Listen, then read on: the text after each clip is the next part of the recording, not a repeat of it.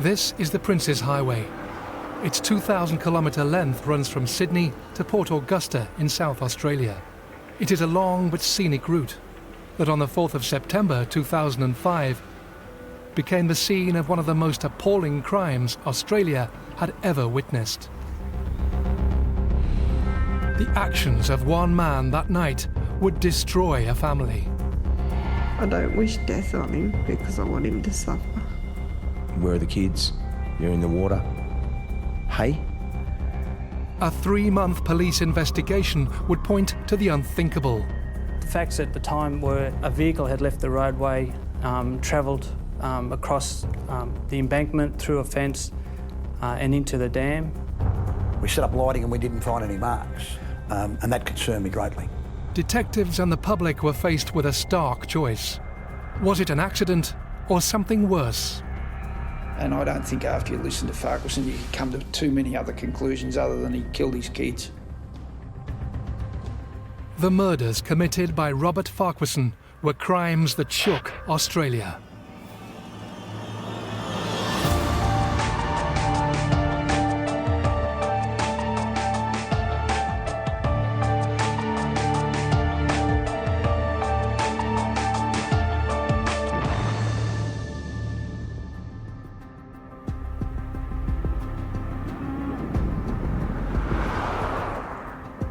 On the evening of Father's Day, September 2005, a car was driving along this highway.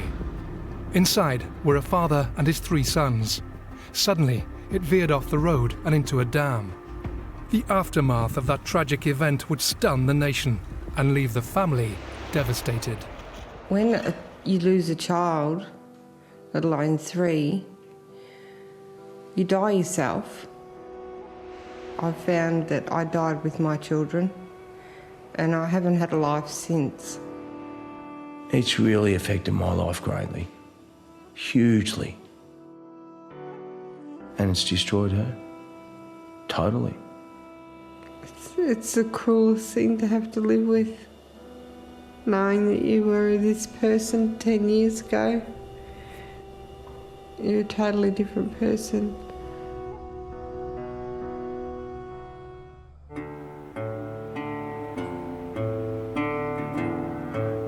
About an hour's drive west of the city of Melbourne lies the rural township of Winchelsea. With a population of around 1,500, the peaceful community would, in 2005, be thrust unwillingly into the media spotlight. I think Winchelsea's an interesting place. It's your typical semi-rural, rural community.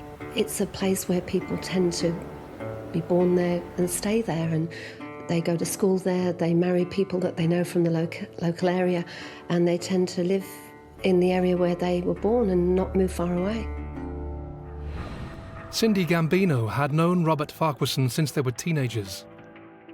After her previous boyfriend was tragically killed, what started as a friendship developed into a romance, with Cindy initially attracted to the well-liked Robbie Farquharson.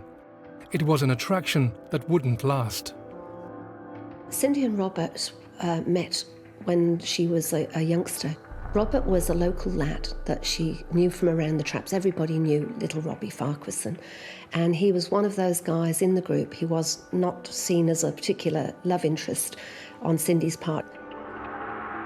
There was no real physical attraction there. And that's how I knew I'd settled for second best.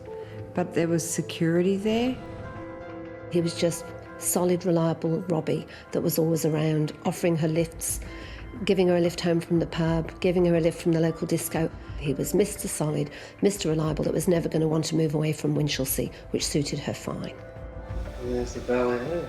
I fell pregnant 6 months into the relationship, and that's when things started going downhill. The belly. The baby. And Rob was like a big mummy's boy. He'd stayed at home a lot longer than his friends. When he found Cindy, she already had somewhere to live. She was already independent. And he sort of sees that strength in her, you know, that she can look after him. And he sort of treated her like his mum. There was a lot of things that he wouldn't do.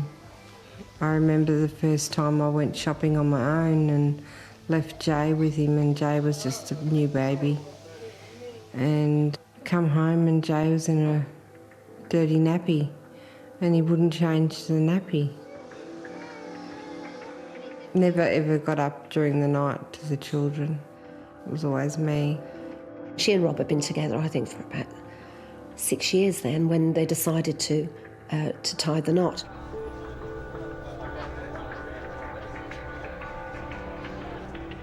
Even on her wedding day, when people were fussing around her, saying, you know, smile, this is fantastic, this is such a big day for you, she was having second thoughts.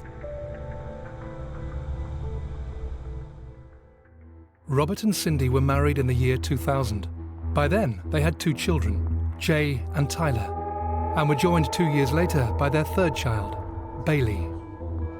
Even in the early stages of the marriage, flaws in Robert's character were beginning to emerge. I think he was dissatisfied with his life. I think he was resentful that he had to go to work, he had to get a second job. But I think he was quietly angry with Cindy too, because she was a very strong woman, and it was that strength that he resented. The financial pressure that Farquharson found himself under inevitably took its toll on family life. He was actually very angry, and he would rile the kids, he would rouse the kids up. It was passive-aggressive behaviour where he would wind them up to the point that Jay, the older one, would sit and cry. He would do that until they burst into tears, and then the little boy would go in his room and slam the door. He would stir them up till they got to a point where they were so angry with him that they had no respect for him whatsoever. That's actually sadistic and it's quite cruel. He sort of was wearing his own anger out, projecting his own anger onto everyone around him. With Robert increasingly disenchanted with his job and family life, his marriage to Cindy began to disintegrate. In May 2004, Cindy met single father Stephen Mools, a local contractor who was working on their property. Stephen himself had only recently come out of a traumatic breakup, and he now found himself in the middle of another one. Cindy and Robert's relationship was sinking. When Stephen came on the scene, I think he became a bit of a confidant, where she would say, you know, I'm not really that happy, what do you think? And he didn't really want to get involved in that. And she made it very clear that, you know, she thought something of me.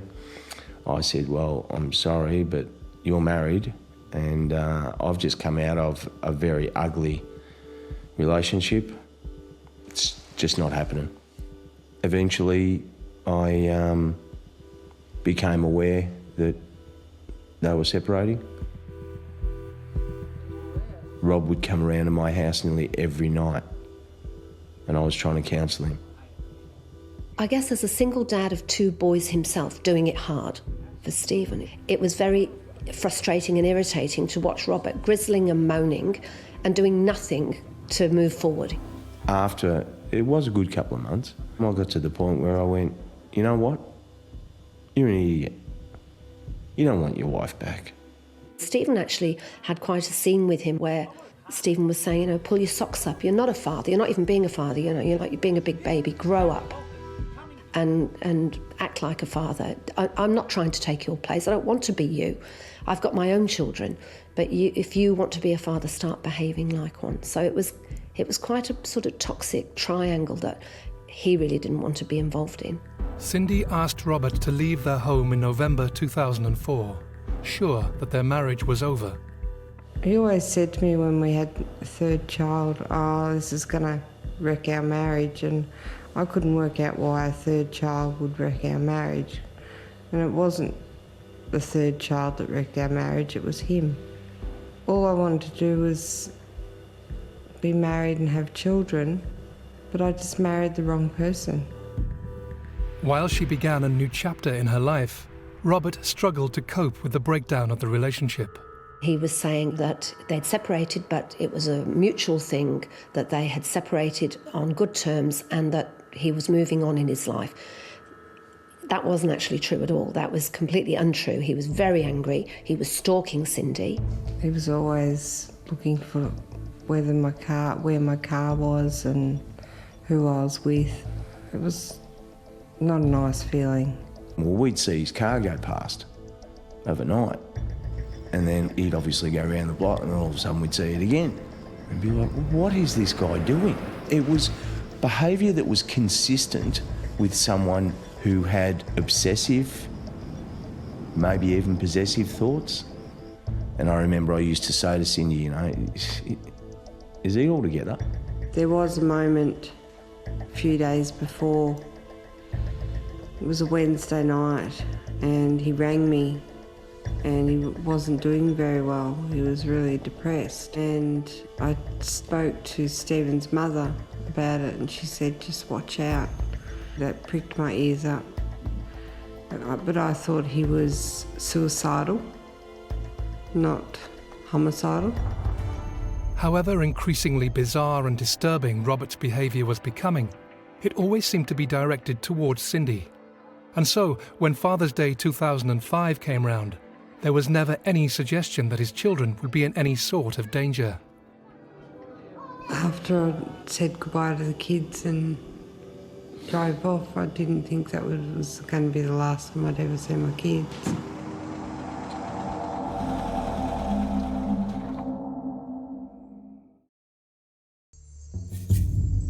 Cindy and Robert Farquharson split up in late 2004. As divorce proceedings began, the pair tried to ensure the breakdown of the family had as little effect as possible on their 3 children, Jay, Tyler and Bailey.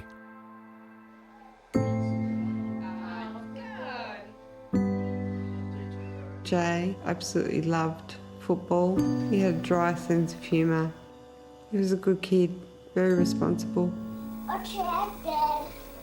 Jay was an extremely intelligent little boy, very focused on where he wanted to head in life, wanted to be a fireman. Tyler was Mum's boy. He would come up and just turn the vacuum cleaner off and, I just want to give you a hug, Mum. I could see, by the way he was towards me, that there was something missing from Dad. Let's take a picture. There was definitely something missing from Dad, whether it was cuddles, whether it was bedtime stories, combination of all of the above, I don't know, but there was something missing. What about Big Muscle Man? Bailey, on the other hand, Bailey, no. he was just a really magnetic little boy. Yay! He took to me like a duck does to water. He loved Stephen to bits. He just didn't have a chance.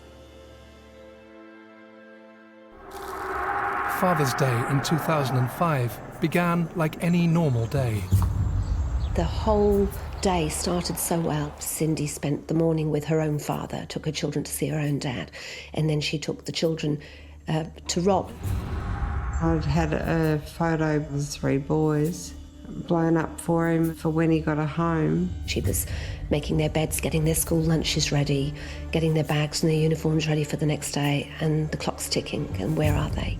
Next thing I hear a car pull up which sounded exactly like his car. I thought, oh, here they are now. And it was him. He lobbed on my doorstep and said, I've killed the kids.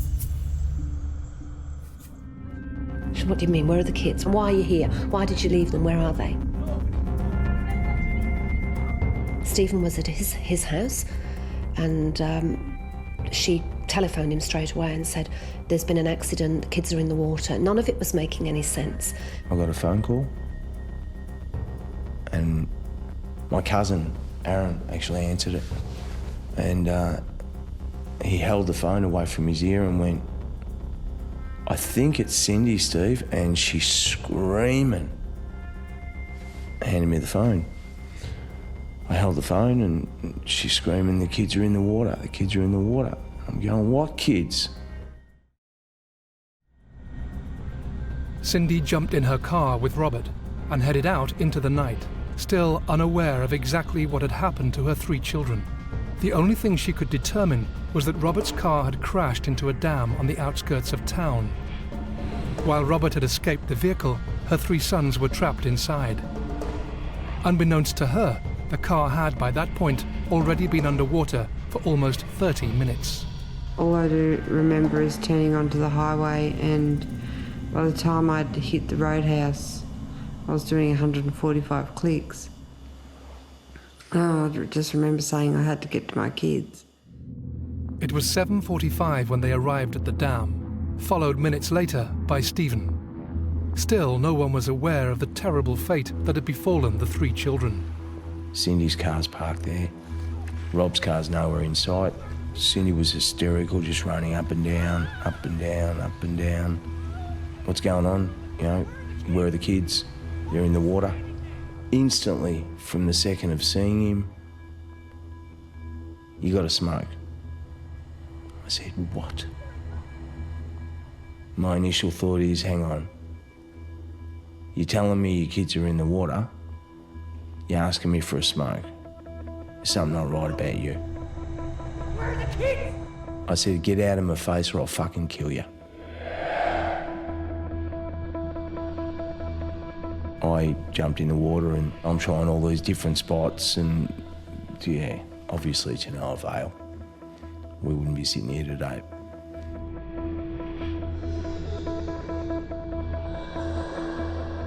It was only shortly after that that the services arrived. They started unloading ropes and this and that, and as soon as I saw a rope, I went, "Yep." And I grabbed a rope and started tying around my waist, and he said, "What are you doing?" I said, "I'm going back in. At least I got a rope this time." No, you're not, mate. Well, I was the first ambulance to arrive on the scene. I was actually pointed out to Robert Farquharson. I found out that he'd been the driver of the vehicle, and at that time there was 3 kids trapped in the car in the dam. I remember glancing up. I glanced up a few times actually to see where he was, and I remember he was up at Cindy's car, had his legs slightly spread and his arms folded, just looking. And not even comforting Cindy. I remember saying that to myself as well. Not even comforting Cindy. Cindy was hysterical, absolutely beside herself. His demeanour was a bit odd, I found. Like the time I had with him, he never asked about the kids. He said he'd been driving along Princess Highway. He had this coughing fit, which caused him to black out and career across the road and go into the dam. During the questioning, he turned around and said, "No, I had a coughing fit." Now, at that stage, it got every alarm bell that I had going. People can have coughing fits and black out, but basically it's associated with quite often a heavy smoker who's got a disease process very similar to asthma. Now, it's something that when started doesn't disappear in 5 seconds or 5 minutes. It is something that when you look for and listen for, you'd have signs and symptoms to support what he stated. There was nothing I could find to support what he said. Meanwhile, officers from the Victoria Police Major Collision Investigation Unit had arrived at the dam, and their years of experience investigating incidents on the roads was telling them something was amiss at the scene. Where motor cars run off the road, then the driver panics and he oversteers the car, they lose control and see those marks regularly on our roads. So initially I thought that that's probably what would have happened, so we're going to set up a lighting system back. In the end, we went back nearly 1 kilometre along the road. We set up lighting and we didn't find any marks, and that concerned me greatly. As police conducted their investigation at the scene, Farquharson was taken to a local hospital for a medical examination. Shortly afterwards, he was joined there by detectives determined to find out what had happened from the sole witness to the incident. I expected to see someone pretty bedraggled and scared and upset, but he was fairly calm. At that stage, I cautioned him. He sort of acknowledged that, and then he just went on. He told a story about how he turned on the heater, and the heater had started to make him want to cough. And he started to cough, and the next thing he realised, he'd crashed his car. The car rapidly sank. The kids didn't get out of the car, and he tried to get the kids out of the car by diving under the water. Now, at that stage, we really started to have our doubts about him because he just didn't look like a bloke who'd been diving under the water. Back at the scene, any hopes of a rescue operation had long since faded. At 12:40 a.m, some 5 hours after the car had plunged into the dam, the vehicle was found by a police diver. In it lay the 3 bodies of Jay, Tyler and Bailey. The vehicle was actually vertical, nose down into the mud. The driver's side door was open and the eldest boy, Jay, his upper body was out onto the driver's side door. So he'd nearly got completely out of the motor car, which was, you know, upsetting for, I think, everybody there. So we winched the car out of the water. Of course, a huge amount of water ran out.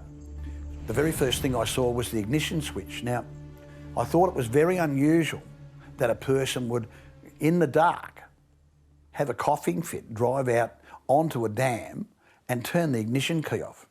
And of course the headlight switch was turned off. So why he turned the headlight switch off sort of astounded me also. So the gear shift wasn't in the overdrive position, it was in the direct drive position. And it was a cool, cold night and the fan wasn't turned on. So for a person that was having a coughing fit, had a cold, not to have the heater on, I thought was really strange too. So a lot of factors in the car that, and the 3 boys, of course, they were all out of their seatbelts, and that was very disturbing to think that they'd got so close and just didn't make it. Whilst the evidence from the car and the scene was pointing to foul play, Farquharson's behaviour at the hospital was fueling detective suspicions.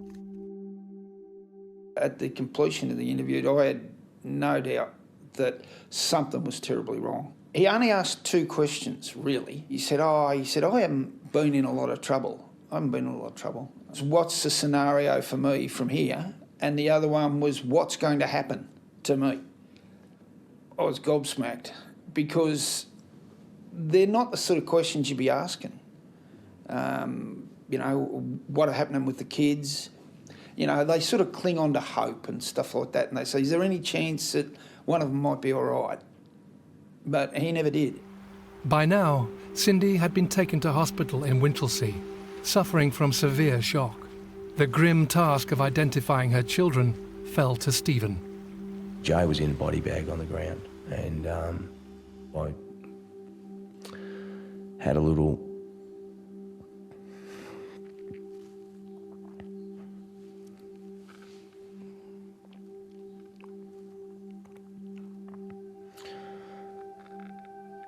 word to Jay.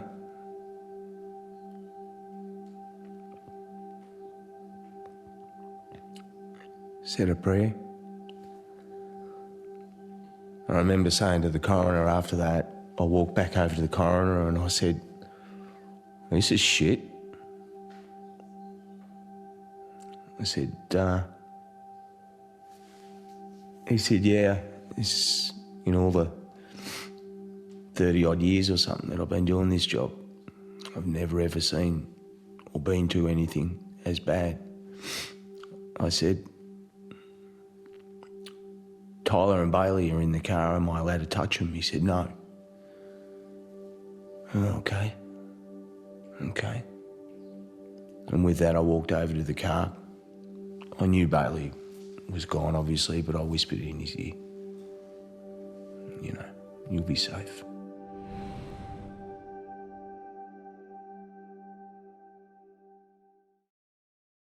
I left the hospital and had a quick conversation with Jeff Exton. I said to him, something's dreadfully wrong here. And before I could more or less finish telling him what I thought was wrong with Mr. Farquharson, Jeff had said to me, he said, it's no good down here. He said, if he's saying that's what happened, that didn't happen.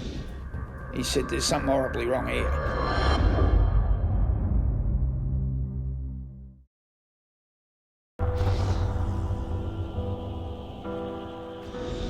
In September 2005, Victoria Police were investigating the deaths of 3 young children when their father's car crashed into a dam and sank. Ordinarily, in a homicide investigation, police will have a crime and try to identify a suspect. In this case, they knew something had happened, they just didn't know if it was a crime. The facts at the time were a vehicle had left the roadway, travelled across the embankment, through a fence and into the dam. The driver had got out, flagged down a car and gone back into town to raise the alarm, where he didn't partake in any of the rescue effort. And as detectives, that sort of raised some flags in their own mind as to are we dealing with a tragic accident, or is there something more that needs to be further investigated? I made a list, and on the top of the list I put he did it or he didn't do it. And on the left-hand side of the list I had a whole list of things that I wrote down which pointed towards him doing a deliberate act. And they were all along the lines of his demeanour, his dodgy story. Just the crash couldn't have happened the way he said it happened. The fact that the car was still under acceleration as it went into the dam. The fact that when I'd gotten into the car and he told me that he'd turned the heater on. Well, the heater was off. The lights weren't on, he'd turned the lights off and the ignition was off. The way that he wanted to be taken back to confront Cindy and tell her himself that the kids had been killed. And then I started in the he didn't do it. And I was really hard pressed, and the only thing I could come up with on the he didn't do it side was, who could be this evil?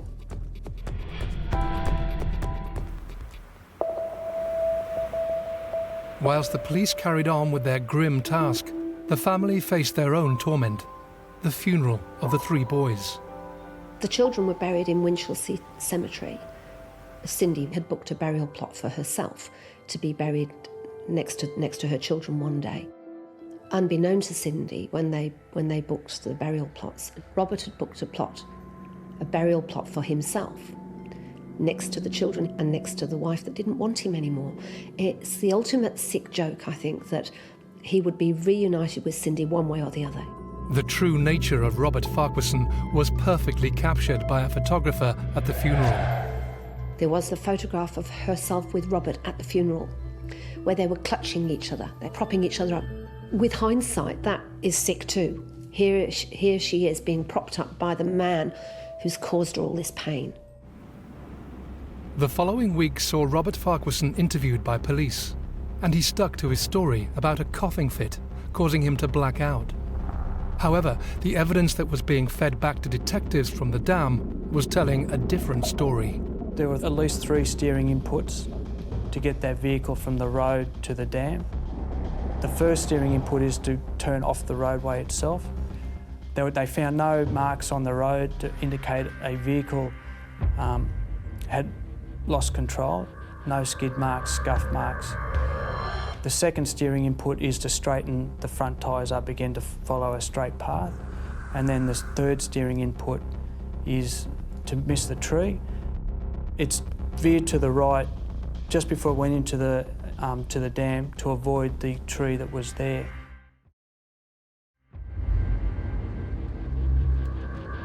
If there was 3 steering inputs into the motor car and it's been accelerated across there, clearly Mr Farquharson's not having a coughing fit, clearly Mr Farquharson's not unconscious, and clearly he deliberately drove the motor car into the dam.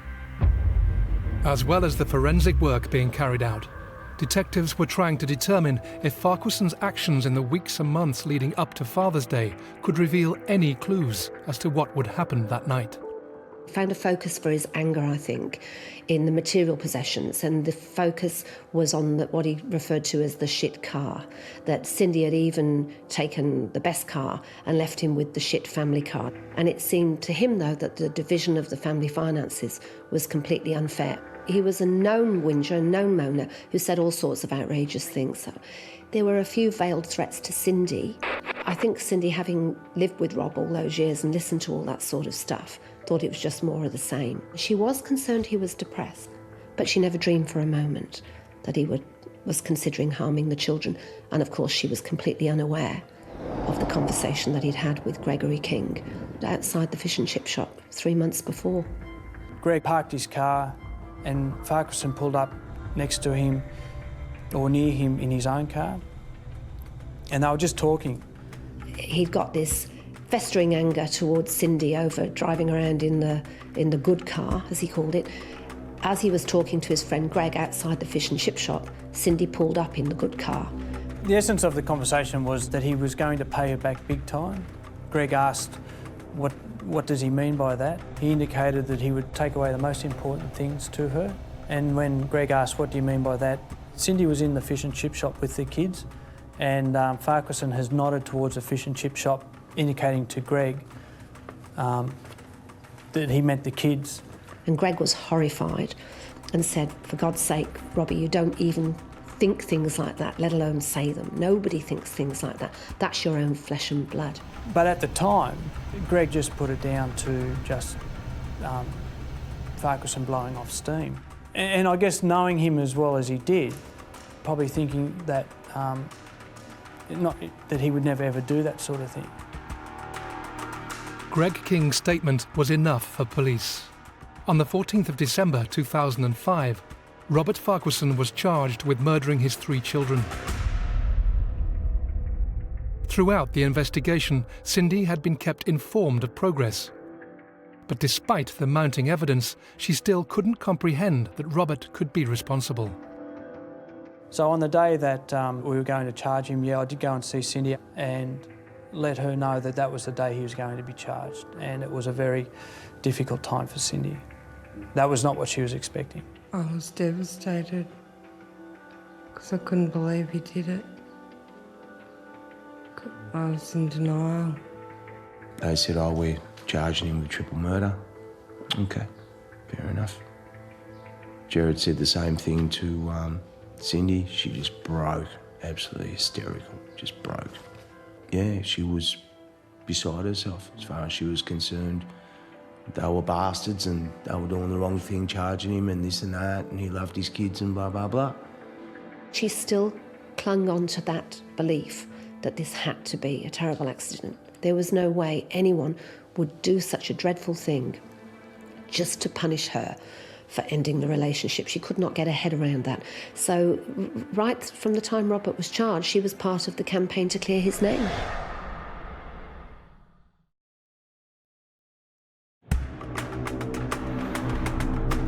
The case against Robert Farquharson, charged with murdering his 3 children in September 2005, was building.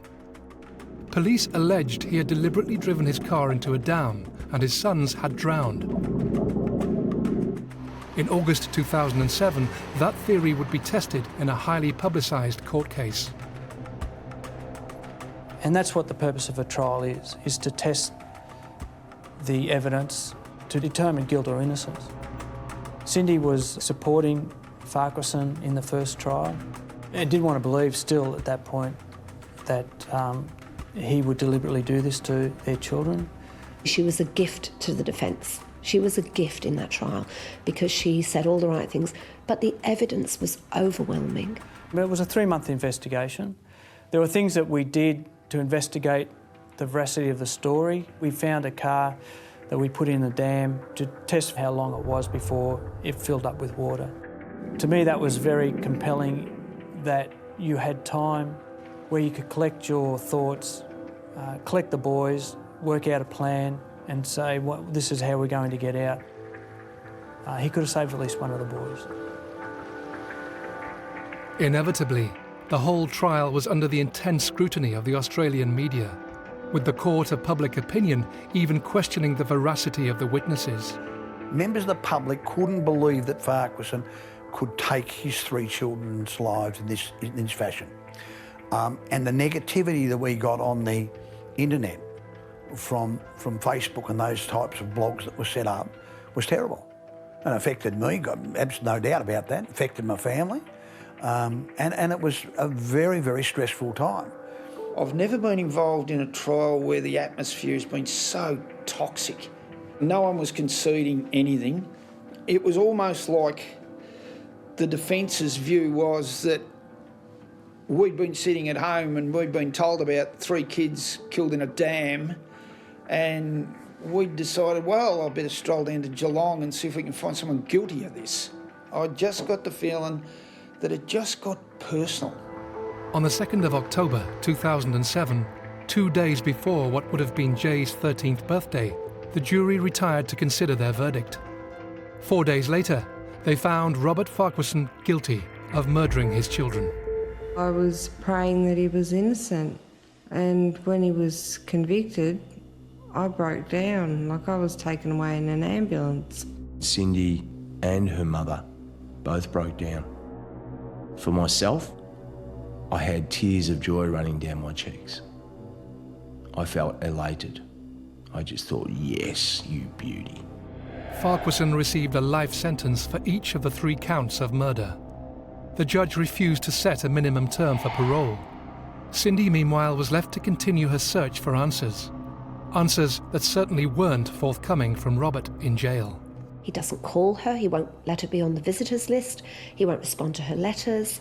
She hears that other people, other friends are visiting him, and yet he won't see her. And she started to think, I think she said to me once when I was there, you know, why do you think he won't respond to my letters? I said, why do you think? She said, well, it's not that I think he's guilty, but perhaps he just doesn't want to look at me. Why wouldn't he want to look at you? Why can't he face you? She said, well, I'd know if he were lying. I said, would you? Would you really know if he were lying? She said, I think I would. And maybe that's why he doesn't want to see me. And I thought then, somewhere in there, the thought is germinating, somewhere in there, that he just might not be telling the truth. There was an initial time where she said, I feel as though he might have done it. She was in doubt for a long, long time until she put all those variables together and all those little bits of facts here and there together. And then she finally conclusively said, I believe he's done. It was a weight lifted, but it was still a long road ahead. On the 17th of December 2009, it was announced that Robert Farquharson had successfully appealed his conviction. One of the things that came out of the publicity for the retrial was we actually identified a significant witness who came forward in relation to having been on the highway at the time the Farquharson's car was on the highway and saw pretty much the car go off the road. Dawn Waite was a farmer's wife from Warrnambool who had been driving along the highway that night behind Robert. She didn't come forward in the first trial because she'd been diagnosed with cancer. She knew he'd been arrested. She felt that she was just another witness. They had a strong enough case. After seeing the coverage of the appeal where he was released pending a new trial, she felt that what she had to say was crucial. What she described was a man on a mission. He was slowing down and braking, as though he was pausing. She decided to overtake him because she felt he might cause an accident. But as she overtook him, she noticed he was transfixed, looking to the right. He wasn't even aware of her passing. He was just fixed, looking to the right. He wasn't coughing when she passed him. He wasn't in the midst of a coughing fit. She looked in a rear vision mirror and she saw the headlights of the car turning off the road to the right. Now, that was the car turning off the road and heading towards the dam. This was not a man slumped over the wheel or coughing in the midst of a coughing fit, as he claimed.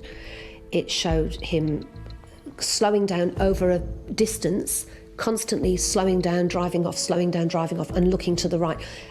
A man that was looking for that dam. It changed everything.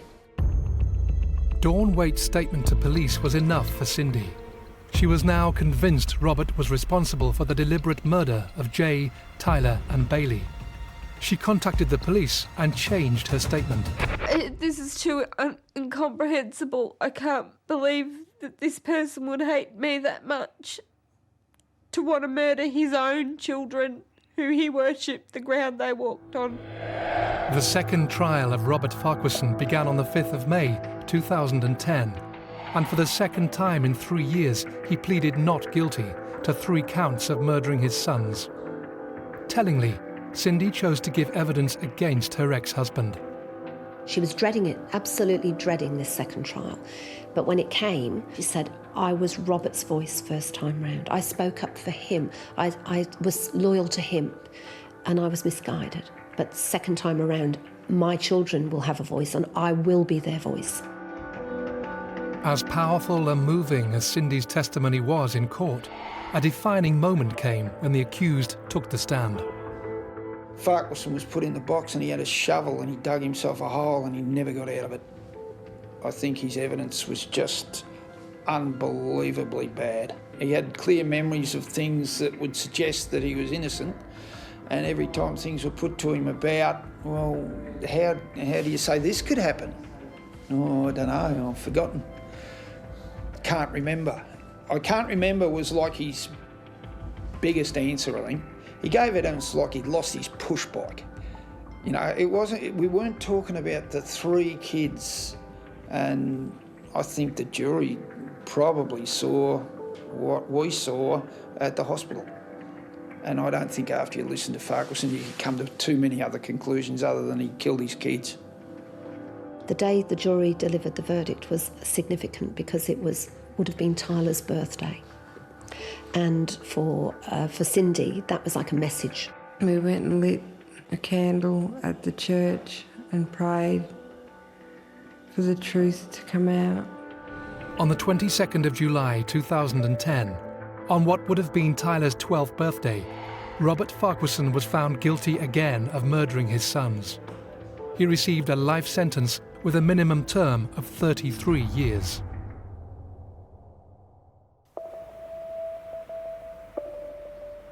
He's going to be 70-odd when he gets out. If he gets out. Why should he get out? They can't. They were put in a box. They can't get out. Ever. So why should he? There's no closure for me.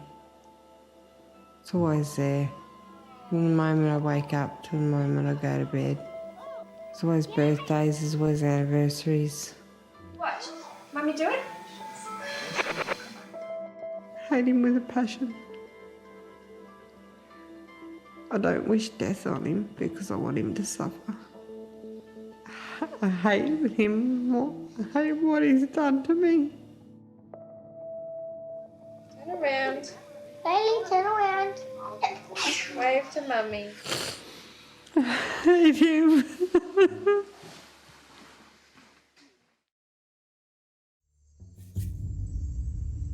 I believe this crime was so shocking because it was out and out revenge. I think it all comes down to, I don't think you realise the value of having a child. Consequently, there's 3 little boys gone. When 2 people separate, don't use the children as pawns, because you might be that person's ex, but you're not your children's ex. Cindy said to me once, do you think he didn't love them? I said, I think he did love them. I think he hated you more.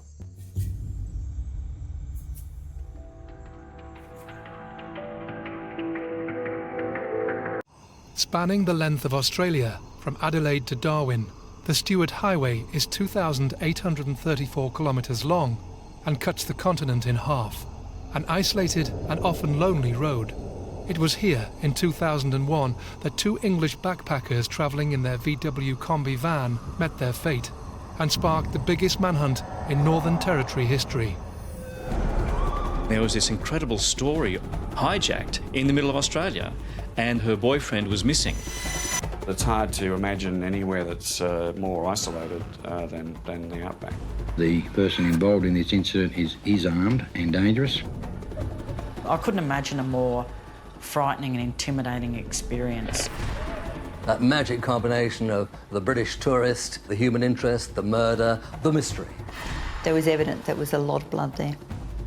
If I could say one thing to this man, I would ask him to let the police know where Pete is.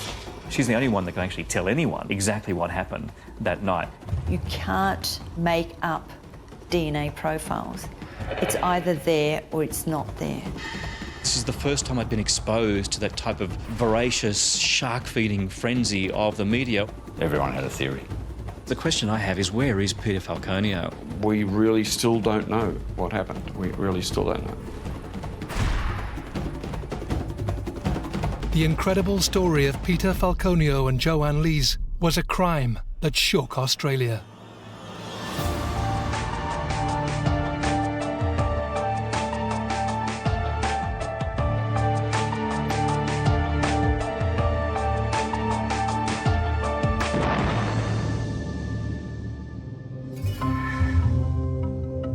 In 2001, English backpackers Joanne Lees and boyfriend Peter Falconio arrived in Australia, halfway through a world trip. They purchased a combi van in Sydney and embarked on an adventure through southeast and central Australia. The couple arrived in Alice Springs, the central heart of Australia, on Thursday, the 12th of July. Alice Springs was quite a different place then. We didn't really have a crime problem. It was very much a community policing type of style where it was high engagement with people and a great place to live and work. I really enjoyed it. It's never boring. You know, to me, the world comes to Alice. You don't have to go to the world, you know. Peter Falconio called his parents in the UK on Friday the 13th of July. The young couple were in good spirits and excited about their travels. The next day, Peter and Joanne headed north on the Stuart Highway towards Darwin. Joanne and Peter, as we understand it, left Alice Springs around 4 o'clock in the afternoon to head north. They stopped at a place called Tea Tree on the way to get some petrol. After watching the sunset at Tea Tree Roadhouse, 194 kilometres north of Alice Springs, the couple drove another 100 kilometres towards Darwin, passing Barrow Creek Roadhouse. They continued on a little bit longer and Joanne noticed a few fires by the side of the road, not knowing what these were. Peter wanted to stop and put them out. He thought they were a bit dangerous to keep going. But Joanne, feeling a little bit uncomfortable, she said, "No, Pete, let's keep driving. Let's keep driving." They had been smoking a joint prior to that at Tea Tree, so they might have been a little bit clouded. They may have been, quite sort of dreamy and relaxed and a bit tired, maybe. My first surprise was that they were still driving and had bypassed, well, 1 Tea Tree, 2 Barrow Creek because it had turned dark, and the signs everywhere in those days were just all about staying off the road at night. You couldn't pick a more remote area of Australia, and that time of year very cold too. It's very isolated, very little hope of any type of rescue if you get stuck, unless there is passing traffic, and there's very little of that. Unless you've got a big moon, it's literally just pitch black. You see nothing, only from what your headlights can throw. Peter noticed some headlights behind them in the combi and expressed some frustration that the person behind them wasn't trying to overtake, irrespective of how much they slowed the combi down.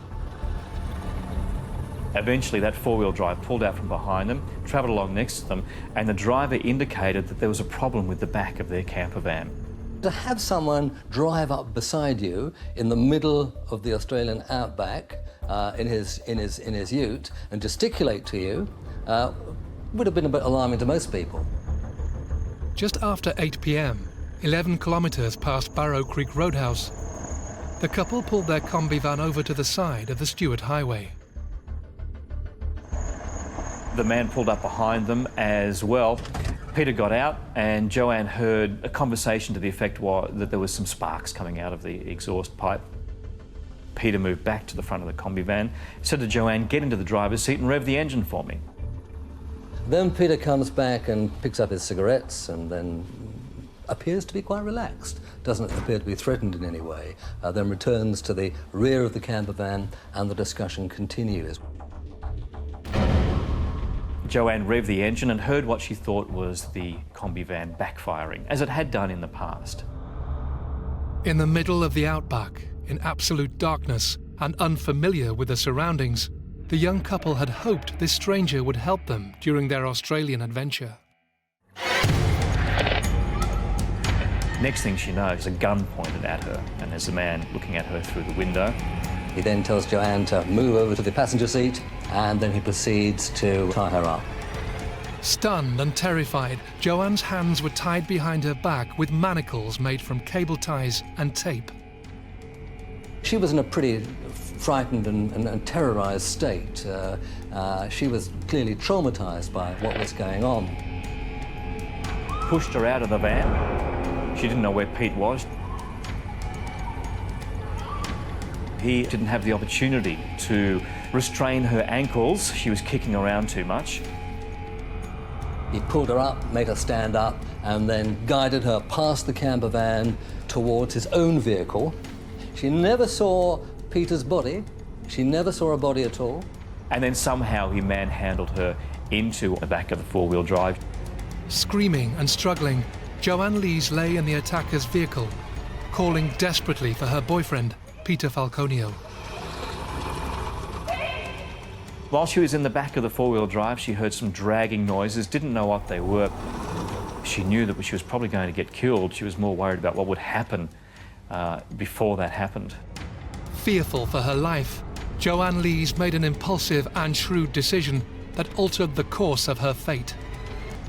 She was in fear of her life, and that's what got her out of the back of the truck and running into the bush. She had nothing else to lose. When you're running into the bush there, you barely see, the bushes in front of you until they're kind of upon you. The headlights at the time were the only thing that illuminated the scene when Joanne was running for her life through the bushes.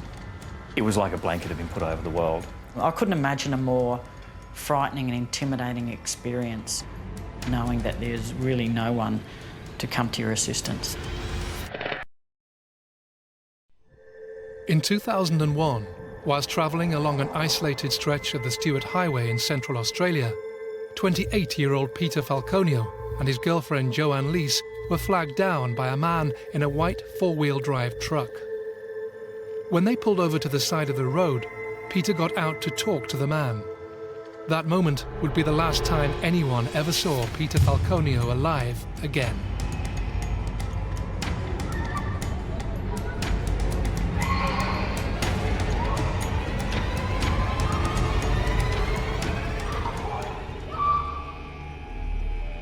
Just after 8:30 p.m, in remote and vast bushland, Joanne Lees crouched beneath a bush hidden in the darkness. Having escaped from the man who had attacked her, she remained motionless as he searched for her with his dog. He was unable to find her once she, shot off into the bush, and then took a turn and ran 30 metres in another direction. So that saved her life. I've no doubt about that. He looked for her with a torch. The dog never seemed to find her as well. In fact, the dog just ignored her most of the time, as far as she can recall. She slid under a low piece of scrub and just waited there until he left.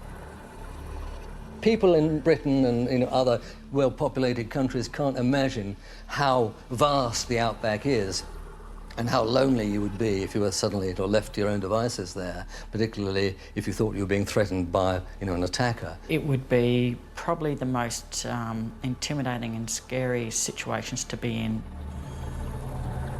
Hidden from her attacker and unsure of his whereabouts, Joanne struggled to remove the manacles she was tied with.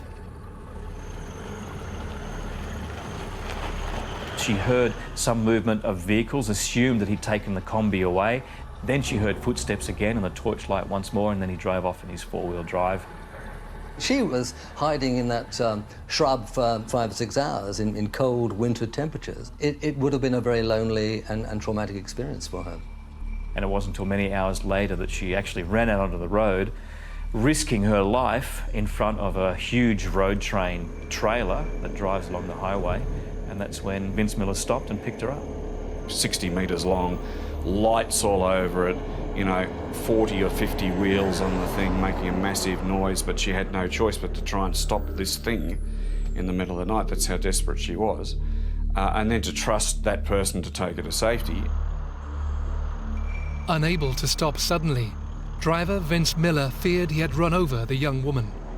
Stopping the large truck almost a kilometre down the highway, Vince discovered a distressed and injured Lees, who told him and his co-driver of her ordeal.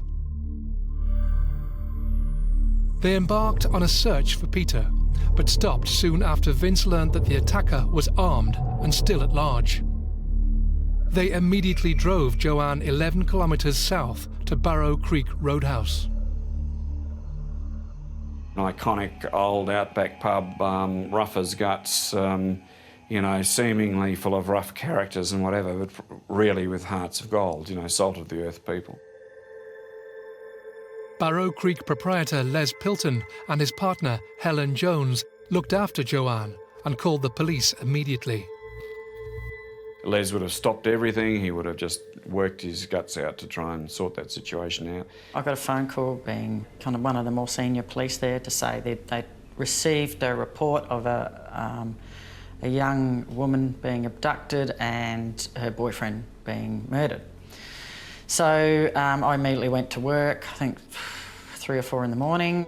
A huge manhunt is underway in the Northern Territory, where a gunman is believed to have kidnapped a British tourist and terrorised his girlfriend. We consider the person involved in this incident is armed and dangerous. Within 24 hours, over 100 police, volunteers and aircraft had been deployed in the search for the gunman. Police set up some roadblocks and there was a huge manhunt going on, and amazing detours around the area were being put in place. The roadblocks really didn't get enacted until the Sunday morning. So you're talking 12, 16 hours from when it actually happened. North to Darwin, south to Alice Springs, and even south to South Australia as well. And so if you were going to escape, you'd have had a hard time avoiding the police. Well, he's long gone, unless he's local. They should have got Aboriginal trackers involved right from day one. The ability of those people is just astonishing. They'll track somebody through vast areas of grass, yet here are some of the best trackers in the entire world, and they weren't really utilised until later, or too late, I think, yeah. The police released a composite image of the gunman and his truck, as described by Joanne Lees, in the hope the public would assist in the identification of her attacker. You just described half of the Territory male population. But as far as that type of Land Cruiser in Alice Springs went, well, they were a dime a dozen. As police searched for the gunman in the hope of finding Peter alive, blood was discovered at the scene, and forensic biologist Carmen Eckhoff was called in to the investigation. Very quickly obvious to me that there was an area that had considerable blood. There was more blood than what you could see visibly. And then as you could push away some of the top dirt to then expose some of the blood underneath. So yeah, and you could see actually where it's been flicked up to try and cover up the scene. They'd found the camper van a little further up the highway, parked off the side of the road in deep bush, some distance from where Joanne had been hiding. I was asked to examine the combi van. Obviously we were looking for blood. We also took out some other items, took a sample of the steering wheel and the gear shift. And the reason being is whoever drove the car must have had to have held it to get it over the rough terrain. Basically, we use a technique of tape lifting, where we take just ordinary sticky tape and essentially go around the steering wheel collecting cellular material. The sample was then put into a sterilised container and it came back with me when I went back to the lab in Darwin for analysis. 4 days after the attack, Peter Falconio's father and brother arrived from the UK. Taken to the site at Barrow Creek, they made a public appeal for any information. As media interest intensified, Joanne Lees remained elusive, and everyone was keen to see and hear from the woman at the centre of the incident. Media, from not just Australian media, but from all over the world, sort of gravitated towards Alice Springs. So every time you drive your car in and out, you were kind of fighting between vans of cameras, and it consumed the town. It was huge. Joanne was reluctant to talk about what had happened. She was reluctant to go into any detail about the actual incident. And reporters generally want as much information as possible for their story. Despite the police efforts to try to persuade her to open up and to talk to the media, she kept her lips tightly sealed. That was probably the main difficulty in terms of trying to formulate a story. A lot of people just don't know how to handle sudden media attention. Amid the unprecedented media frenzy and search for word from Joanne Lees, local journalist Mark Wilton received a phone call from Helen Jones, a friend from Barrow Creek Roadhouse who was looking after Joanne. It was very early on Monday morning that Joanne was with her. She explained to me that Joanne had read the papers, had seen what was in the papers. She wasn't happy with some of the inaccuracies in the story that she'd read so far. The other papers turned up later in the day and they got worse. Joanne was actually quite upset about them. The information wasn't coming out from the police as much as we would like to have received it, and certainly we were getting no news out of Joanne. In terms of that, yes, of course, news agencies start to create conjecture as to perhaps what the stories were. As hundreds of media descended on the small town in pursuit of a story or glimpse of Joanne, Mark Wilton was invited to an interview to clarify issues Joanne had with media reports. She wouldn't answer anything to do with the actual incident, as it were, because she'd been asked not to. Police didn't even know she was doing the interview, mind you, but she said, I don't really feel as though I should. And a lot of that she did say was out of respect for Pete's family. She said she'd never at any stage said she heard a gunshot, what she thought was a gunshot. She thought it was the combi backfiring. She just wanted to set the record straight in a few things. I found exactly what I thought. Somebody who'd been through something quite traumatic. 11 days after the attack, Joanne Lees finally agreed to face the media. Accompanied by Peter's brother, Paul Falconio, Joanne made a brief, prepared statement. If I could say one thing to this man who did this, I would ask him to let the police know where Pete is. It wasn't going to be any ordinary media conference. She wanted to stage it on her terms. Her terms were, I want a list of questions beforehand. She wasn't going to talk to the media en masse. It was not going to be a press conference as we kind of thought it would be. She was given a list of questions by the police and she crossed 10 of them off. I don't want to talk about this, I don't want to talk about this, I don't want to talk about that. Anyone that's spoken to me or has been in contact with me, no one doubts me. And the comments that she made in that press conference kind of stung a little bit because we'd only been in this story for 11 days so far, but she'd already created this rift between, I guess, what the international media and the local media were looking for and what her perspective on it was. It didn't really change anything. It sort of opened up more questions than anything else. Joanne's conduct had become cause for concern and frustration, and public speculation about her inaccuracies in evidence would cause further tension and doubt. There have been suspicions about her story. In an attempt to put the rumours to rest, Territory Police for the first time produced photos of the injuries she received that night. Although there was evidence at the scene, there wasn't a whole lot of it. So there was still too many questions to answer. And of course the police have to discount the people who are so close to the victim to start off with to make sure, to rule them out. But I don't think they necessarily ruled her out entirely as far as the media were concerned. People expect victims to act in a particular way, and when they don't do that, they then create a bit of mistrust around them. So I think that's what happened with Joanne. She knew that there was people who were investigating the matter that just didn't believe her. I knew that the English press were tough, but it wasn't until I received that note back from just one news editor out of the many that I was dealing with that said, "We reckon she did it." And then I thought, hang on a sec, there's another story going on here.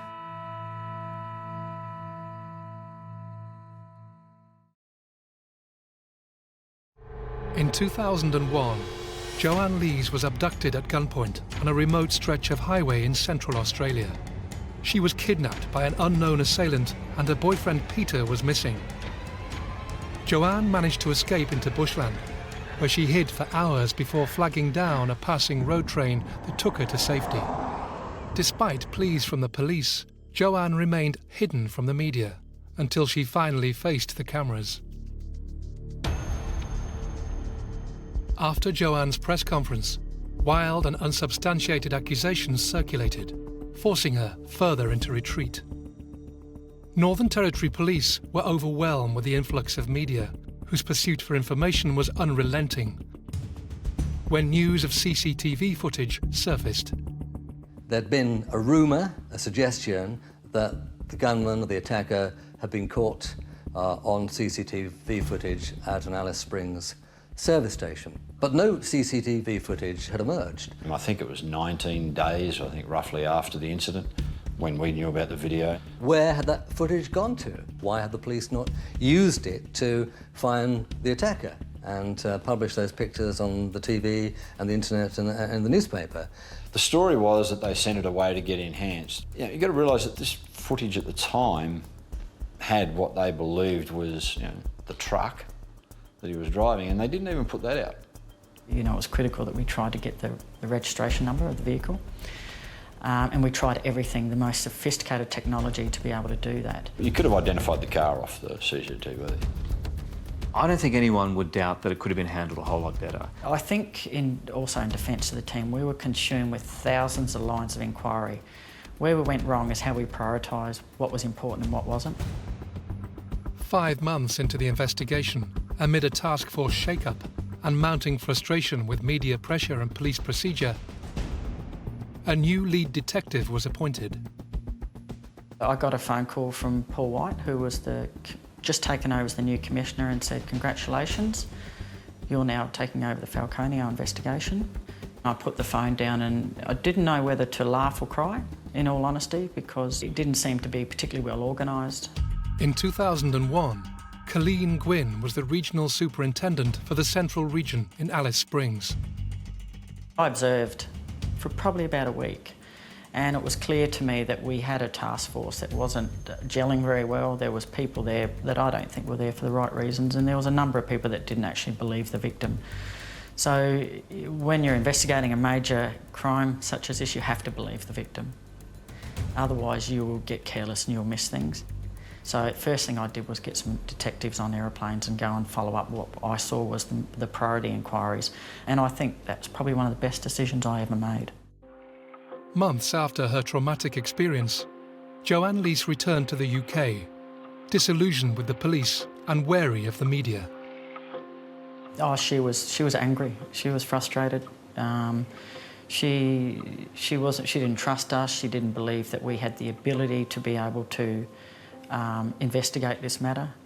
Yeah, look, we got a lot of things wrong. We spent some time with her. We were able to clarify some of the areas that were perhaps a little bit confusing. It then also reinforced my view that we had someone who was a remarkable witness. It was just incredible, that her recollection and her ability to articulate things that happened in the most traumatic event that anyone could ever go through. Task force members whittled down the number of suspects from 3,000 to 26 men. They had assembled a DNA profile and possible identity of a suspect they were particularly interested in locating. We had a DNA profile from an unknown male, and that residual was very similar to the DNA profile that we found on the back of the T-shirt that belonged to Joanne. With the discovery of a DNA profile, the task force were hopeful to compare results with national and international databases. Disappointingly, there was no match. That was a beautiful profile. We got a full DNA picture from it. That unknown profile that we found on the T-shirt is also present on the gear stick and on the steering wheel, which just gives a bit more weight to the police saying, well, if they find this person, then they know they can ask the questions and interrogate them to say, well, you know, we also know that you were in the vehicle. How come your DNA's in the vehicle? Carmen Eckhoff was our forensic expert here and did an outstanding job. I think Carmen was such a critical part of our case. The forensic area was critical. So they were there side by side with us for a lot of time during the preparation of our case. Forensics meticulously tested the manacles with which the attacker had tied Joanne's wrists. The manacles were a homemade attempt of making handcuffs, made with cable ties and black tape. Even though She was handcuffed at the back. She managed to skimmy out of him and everybody was very disbelieving of it. But she was able to do it because they'd put that extra link in the manacle. There was a lot of strawberry lip gloss on the manacles, which Joanne had with her and was using to try and grease up to try and get out of it.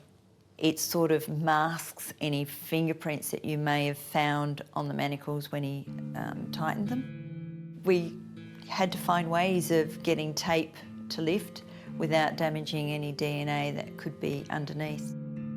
Mostly it was Joanne's DNA on the outer surfaces, but further underneath the tape we did find traces of DNA from an unknown person. With the discovery of DNA in the manacles, the forensics team sought out the expertise of Dr. Jonathan Whittaker, an English DNA scientist who specialised in low copy number, a sensitive DNA profiling technique that amplifies the levels of DNA from small amounts of starting material. I actually sent him the results I'd received when we attempted it in our lab, and asked him if he would think that that was good enough quality to report on. And it was decided that I should take the centre loop manacle that we hadn't actually examined at all, and I was to take that over to Jonathan and his team for him to do the low copy number. The results were essentially the same. Their results were a little more clearer, if you like, but because their technique had been peer-reviewed, it meant that the results could be accepted by the courts. The DNA evidence was pivotal, and police were keen to find one suspect from early in the investigation and verify his DNA. Finding him, however, would prove a difficult and onerous task.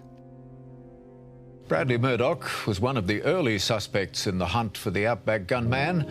He was interviewed by police in Broome, who accepted his alibi. It was clear that his behaviour and what he'd done following the events of the 14th of July were odd, and he'd changed his appearance, he'd changed the appearance of his vehicle. He was acting like a man who was running away from something. We should have made him more of a priority, and if we did, we would have had him much sooner. Murdoch was known to the police for different reasons. As it turned out, he was painted as somebody who was definitely involved in the drug game. 43-year-old Bradley Murdoch lived in Broome in northwestern Australia. He was known to police as a local drug runner and served time for reckless use of a firearm. Questioned in 2001, local police accepted his alibi, after he stressed he couldn't have driven the 1,943 kilometres back to Broome within 24 hours after the alleged incident. That came up time and time again, and you couldn't have done it. You couldn't have committed the crime, gotten back to Alice Springs and then head down the Tanami and made it to Broome. We did a reenactment with a similar car, similar weighted down, the same, pretty much followed it to a T, and we made it within plenty of time. And that was a critical part. There was more than enough time for Bradley Murdoch to do what he did and arrive in Broome. As forensic and task force investigators closed in on Bradley Murdoch, he went to ground. Well, Murdoch was spending a lot of his time in South Australia in the Riverland, living on the guest house of a Swan Reach property that was owned by a man, a woman and a young child. He was turning that guest house into a bit of a bunker, turning into a bolt hole that he could hide in. He was ready to go. He was on the run. He knew we were after him, and he knew it was only a matter of days before we turned up and arrested him. So he had packed his vehicle up and he was going to hide. He was heading off to Western Australia, somewhere where he couldn't be found, so he was on the move. We got word that Murdoch had been arrested and was going to stand trial in Adelaide for rape, specifically the unlawful sexual intercourse with a 12-year-old girl and the rape of her mother. But it's his DNA that could also hold the key on the night Peter Falconio disappeared. I knew that they had a bloke for a long time they were very keen on being able to get hold of, but I do know that DNA was an issue for them. And their break came in South Australia, basically. So he was charged in South Australia, and I met him while he was on remand in Yatala Prison. He wouldn't give us an interview at the time, but he did have a long conversation with us about his involvement or non-involvement in our matter here in the Northern Territory. Quite an intimidating man. We didn't actually address the evidence. He spoke and he raised different components of our evidence. Obviously the truck stop video, because it had been all over the news hundreds of times. So he wanted to let us know that, yeah, that was him, but it wasn't on the night that we're referring to. We were left with a truly bizarre situation. We were allowed to name Bradley Murdoch within South Australia with regard to the rape case. We were not allowed to link him to being a suspect to the Falconio case, because as the defence had said from the very start, their case was that this matter had been created, fabricated, that their client was being framed purely to get his DNA onto the public record so that it could be used in the Falconio case. There was no doubt in my mind that he was panicking underneath his kind of tough exterior where he was trying to intimidate me. Inside, I imagine that there was absolute panic. After little physical evidence was found to support the rape and abduction charges, Bradley Murdoch was acquitted after the jury's verdict was not unanimous. The judge turned to Murdoch in the dock of the court, said, "Mr. Murdoch, you're free to go." As the sheriff's officer opened the door to the dock, the Northern Territory Police that had been perched for 2 weeks flooded into the dock, trying to push the sheriff's officer away to grab Murdoch. We had to be in a position to execute an arrest warrant and get him up to the Territory, which we did the day that he was acquitted in South Australia. We were there and took him into custody. Grabbed him by the top of the head and shoved him, basically folded him, because he's such a tall man, into the back of this car while the media's filming it. The Territory coppers watched the car go off and say, "See you in Darwin." After dramatic scenes inside the Adelaide courthouse, Bradley Murdoch was arrested and transported to Darwin to face charges over the murder of Peter Falconio.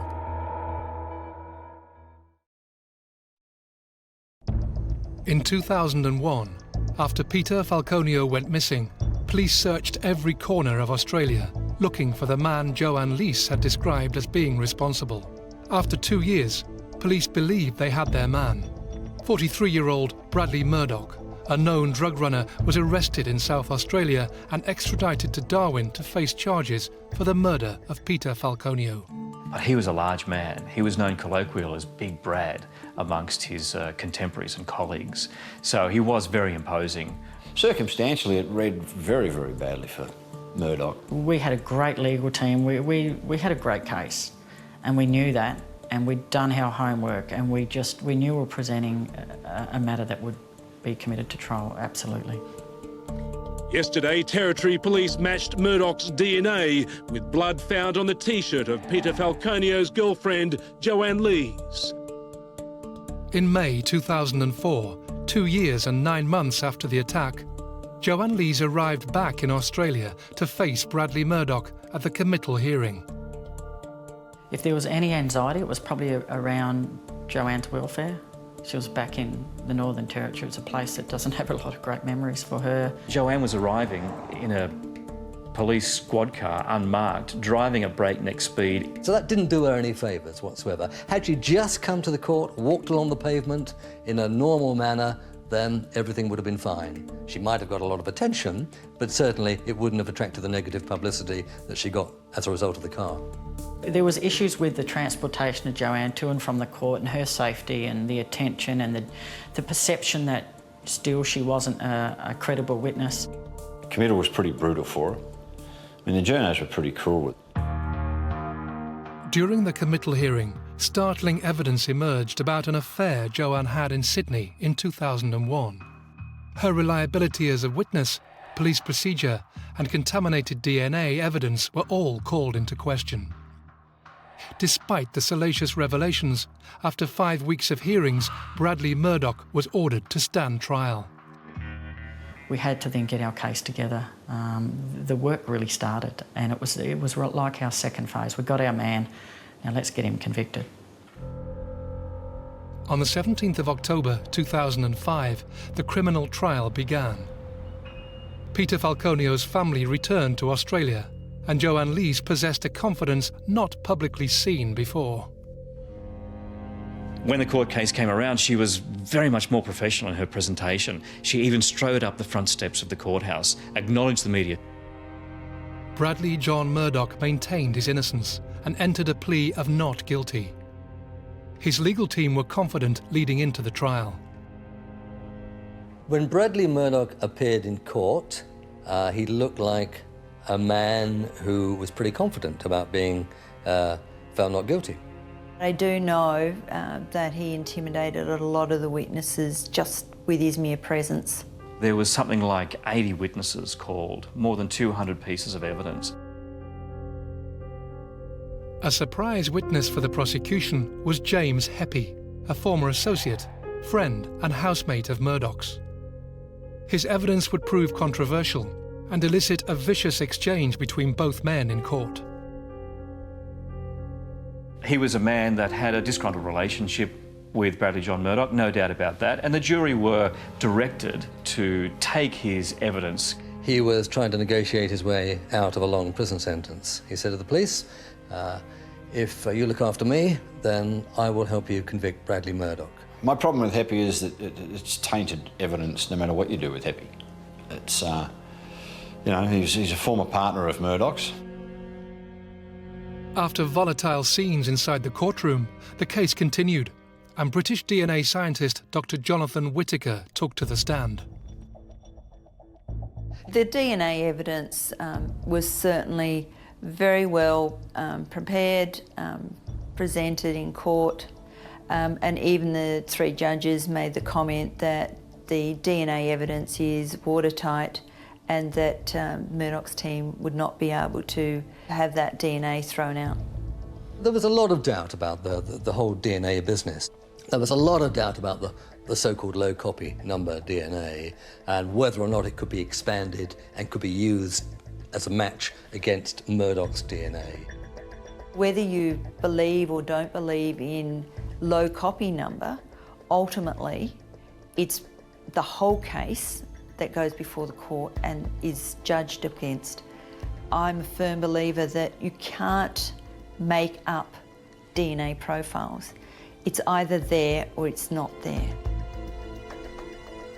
Murdoch's defence lawyer, Grant Algie, questioned the contamination of DNA in the manacles, claiming poor police procedure and tampering of evidence. I think our biggest issue with DNA is contamination. I was asked to retest the homemade manacles, and I think it came out in court that my director at the time, Dr. Peter Thatcher, had his DNA turn up. The testing is so sensitive, it's really difficult to say exactly how it got there. I can't answer that, but I'm expected in court to then give an answer. So I was against retesting, but I was forced to do it. The DNA evidence and the eyewitness evidence of Joanne are the only two things that, that could put him. Everything else was totally circumstantial. What I think we've all lost sight of is the fact that even though we have DNA evidence, it's still up to the police to piece together the whole case to present that for the courts, and then it's for the courts to decide. In the last days of the trial, the defendant Bradley John Murdoch took to the stand. He had to take the stand because some of the evidence against him had become so damning. And Rex Wild, who is one of the most incredible prosecutors, stood up and said to Bradley John Murdoch, "Where did you bury Peter Falconio?" That was his first question. And it took Bradley John Murdoch by surprise, to the point that he actually appeared somewhat insulted. Look, we knew that Bradley John Murdoch was a bad man, and I guess those layers began to peel off as the questioning continued. But there was really nothing that Bradley John Murdoch offered to the court in his testimony that discounted the fact that he was the man that committed this crime. After a 9-week trial that heard allegations of controversial and contaminated evidence, a witness who was unfaltering in her story, and a defendant that staunchly denied guilt, the jury returned with a verdict. A Darwin jury found Bradley John Murdoch is the Outback Killer, declaring him guilty of the British tourist's murder. There was a unanimous guilty verdict from the jury, guilty after guilty after guilty. I think probably the jury made the right decision in the circumstances. Whether it reflected the accuracy and the truth of the crime remains to be seen. I wouldn't have convicted him on the evidence that was presented in the court. I was just happy that we could play our part and get a conviction and put Bradley Murdoch behind bars for 28 years. After the verdict, Joanne Leese and the Falconio family addressed the media outside the courthouse. I'm obviously delighted with the unanimous verdict given here today. The most important thing to my family now is to find Peter's body. Bradley John Murdoch was jailed for a non-parole period of 28 years, while Joanne Leese was pursued by continuous speculation as to the credibility of her story. A story that has reportedly earned her over $500,000. Murdoch unsuccessfully appealed his conviction and is currently serving a life sentence in Darwin's Berrima jail. He maintains his innocence as public speculation continues about the incident and the whereabouts of Peter Falconio. I've always felt that there is another chapter to be written in this story. What really happened to Peter Falconio? What was the motive? Who killed him? Was it really Bradley Murdoch? This is the case in Australia that never ends, and I don't think there will be any conclusion until perhaps the remains of Peter Falconio are found or someone with more information about the case comes forward. It's just a pity that someone lost their life here, and I guess with Joanne, you know, she lives with this every day. And the Falconios are still without their son, who they don't know where he is. So you have to remember about the people that are part of this, and that's not us, but it's them. You know, until that body is found, we will not know one way or the other categorically what happened to Peter Falconio.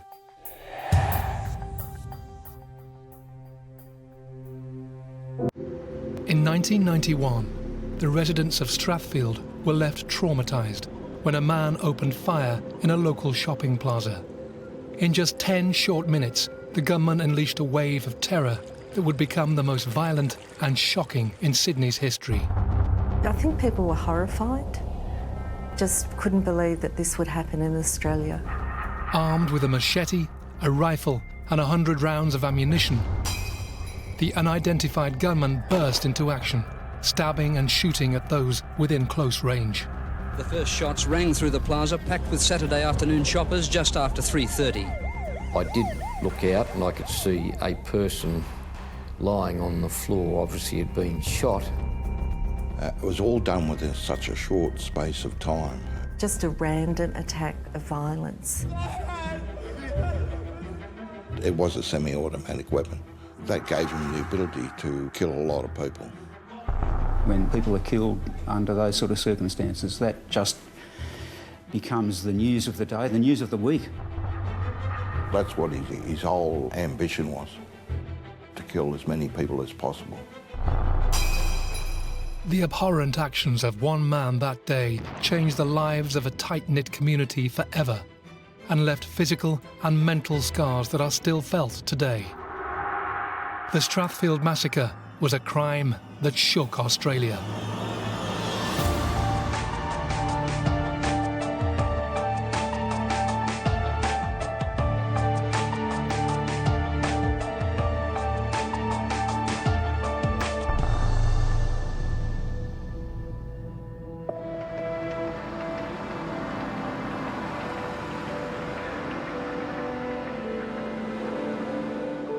In August 1991, 15-year-old Roberta Armstrong met up with her friend at the Coffee Pot, a popular and central cafe inside Strathfield Plaza. She was a shy, demure young lady, gorgeous young girl. She loved ballet. She was very involved in her academic studies, and she also played the flute. Everybody liked her. She was just one of those really sweet Year 10 girls. Also inside the cafe that day, enjoying a weekend of shopping and sightseeing, was Joyce Nixon, daughter Patricia Rowe, and Rowe's sons, aged 9 and 14. Amidst the crowds of families and friends inside the cafe sat a solitary figure, absorbed in thought. His next move would leave 7 people dead.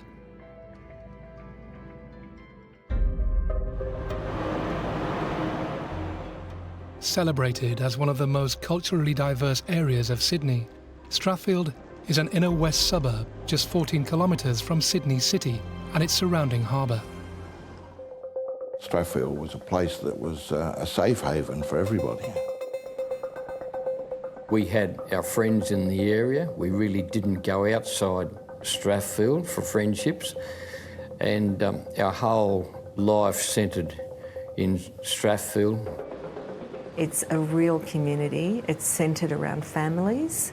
We all go to the same sports on Saturday morning. We all pitch in and help at the sausage sizzle.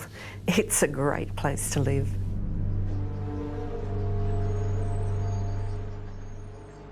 Strathfield Plaza opened in 1981 as a single-storey retail shopping centre and a 2-level car park.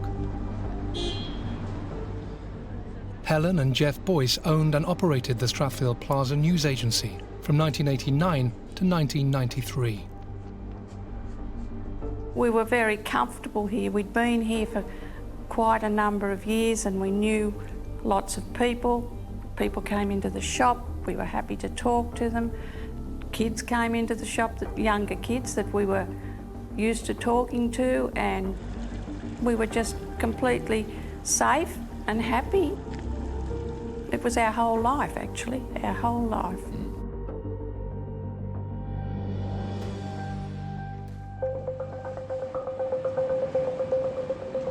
Saturday afternoon at Strathfield Plaza in Sydney's western suburbs on the 17th of August 1991. Inside, the usual hustle and bustle of late afternoon shoppers, families and shopkeepers going about their business. Well, it was a busy day, always a busy day. People would be rushing in to get things at the last minute. There would be families, the kids would come and want to buy magazines. It was just a normal day. For some reason, Jeff said, "Oh, well, I'll come to the shop as well today." So he was there too, and then in the afternoon there was Jeff, myself, and one of the young girls, Rachel. One local shopper visiting Strathfield Plaza that Saturday was 41-year-old Greg Reed, an ex-Navy officer who had also served in Vietnam. There's a hardware store inside Strathfield Plaza, so I had to go and get a toilet seat. And while I was there, I went next door to the paper shop.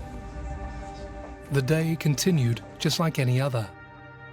But just before 3:30 p.m. that afternoon, the regularity of Strathfield life and the safe and vibrant community they enjoyed would be changed forever. I think at that time Jeff was sitting out in the office doing something, and we were sort of getting ready to close up when this really strange noise appeared. I just happened to be buying the newspaper, and that's where it all started. It sounded like metal trays being dropped on the terrazzo floor. And before I had time to think much more, this young lass came running round from the bread kiosk and said, "There's a man round there with a gun and he's shooting." In a sudden and frenzied attack, the man brutally stabbed 15-year-old Roberta Armstrong, who sat directly behind him. The young schoolgirl had no chance to defend herself.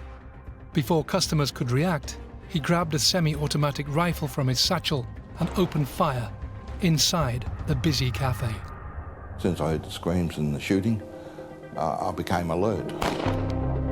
I sort of heard the shots being fired. I looked straight out the shop and there was sheer panic. A lot of people ran into the shops. Within minutes, the shopping centre became a scene of chaos. The gunman, having stunned shoppers in the cafe, was now shooting randomly at people in the plaza. There were 10 people in our shop, plus the 3 of us, and we herded them all into our little back office, which probably measured about... 2 metres by 2 metres. They didn't have time to close their shops. Most of the shopkeepers got all their customers to go to the back of the shop, and that was the only defence they had. It was very tight. We were standing like shoulder to shoulder, and then I just happened to see another lady hiding behind the card racking, and I pulled her in too. People were hiding behind anything they could find. And there we were, standing there not knowing what was happening. I saw people fleeing and I saw people laying down. And that's when I saw one person being shot in front of me. On a busy Saturday afternoon, Strathfield Plaza would have hundreds of visitors, and that day in 1991 was no different. As the gunman moved away from the cafe, he opened fire on anybody in his sight. I did look out and I could see a person lying on the floor, obviously had been shot, and one shot had been fired at the chemist, which was next door to us. By this time we did sense there was someone with a gun. We had no idea where that person was in the plaza. Still unaware of the gunman's whereabouts, Jeff and Helen Boyce hid. Greg Reed began to track his movements in the hope the gunman could be stopped. When I saw him downstairs, I could see that he was trying to imitate a commando person, but he wasn't a commando. He wasn't calm in anything he was doing. He wasn't panicking either. I contacted the police and I wasn't able to give them any information, but they held me on the phone in case I could see something.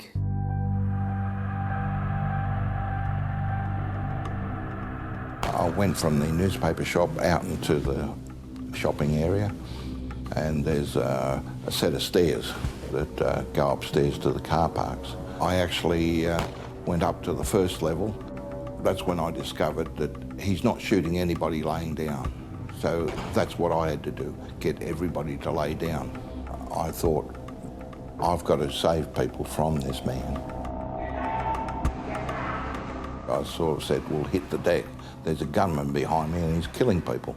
Very simple. He actually got wind of me doing this, and he saw that I was getting people to lay down, and he saw me in the on the ramp, trying to locate him.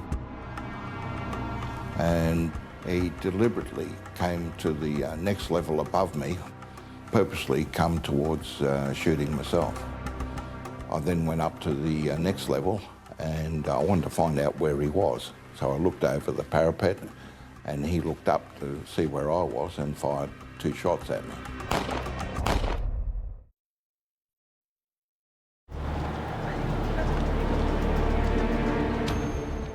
In 1991, as people enjoyed an afternoon shopping inside Sydney's Strathfield Plaza, an unknown assailant launched into a sudden and violent rampage. Greg Reed, a local Strathfield resident, had been observing the gunman whilst trying to warn people of the danger. Inadvertently, he had caught his attention and was faced with the gun himself. That was very close. The bullets came very close to my face. Having narrowly missed being shot himself, Greg was determined to warn as many people as he could of the danger they found themselves in, and instructed them to lay down and hide. Very hard to explain to people that when you're running on adrenaline, I was able to leap 3 stairs at a time, and I was a big man, and for me to leap 3 stairs at a time, it takes a lot of physical strength. You have just about superpowers when you're running on adrenaline. In just 10 minutes, the lone gunman had killed 6 people inside the cafe, 1 person outside the news agency, and dozens more were left injured throughout the plaza. His rampage was still ongoing as he made his way along the ramp and outside into the car park. We do believe that the person with the gun had moved up onto the car park, which was removed from our area. So we looked out and it was just vacant. I said, oh, he's there.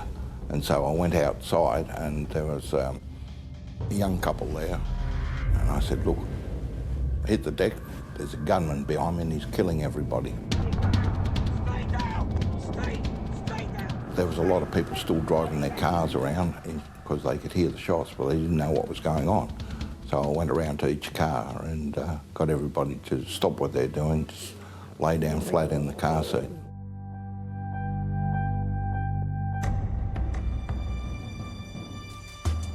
When I was actually out in the first level car park, I was telling this lady to lay down on the seat flat, and she turned around and she said, too late, he's right behind you. He was about 20 yards away. In that sort of distance, you really couldn't miss. He didn't fire straight away. And I looked at him and he didn't fire, so I said, well, you've got to leap sideways. And that's what I did. And when I leapt, he fired.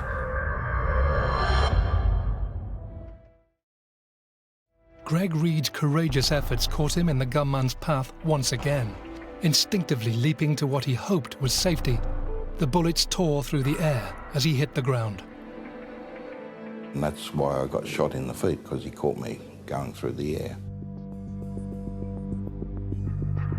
I did go out after some time. I did go out in the back alleyway out to the dock and looked up, and I could see the gunman standing on the stairs which led from the car park of a plaza into the administration building. When I looked up, it was just, to me, it was a man with a gun just looking out over the car park. I don't think he could see me or didn't recognise that I was there, because I very tentatively looked outside the dock. And as soon as I sighted him, I then moved back inside. And if there was only one person with a gun, and at that stage we didn't know, I at least knew where that person was. In just 10 minutes, the unidentified gunman had discharged over 50 rounds of ammunition and showed no signs of stopping.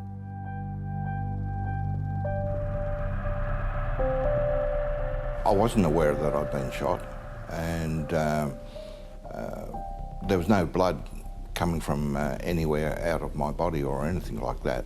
So I was very focused, and the only thing I was focused on was to save people's lives.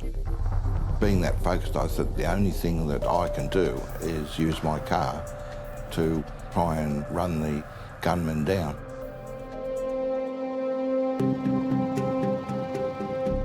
As the gunman lost focus, the frustration and defeat were evident to those who witnessed his actions. Firing aimlessly at stationary targets, the gunman then fired shots from the car park roof in an effort to inflict further impact.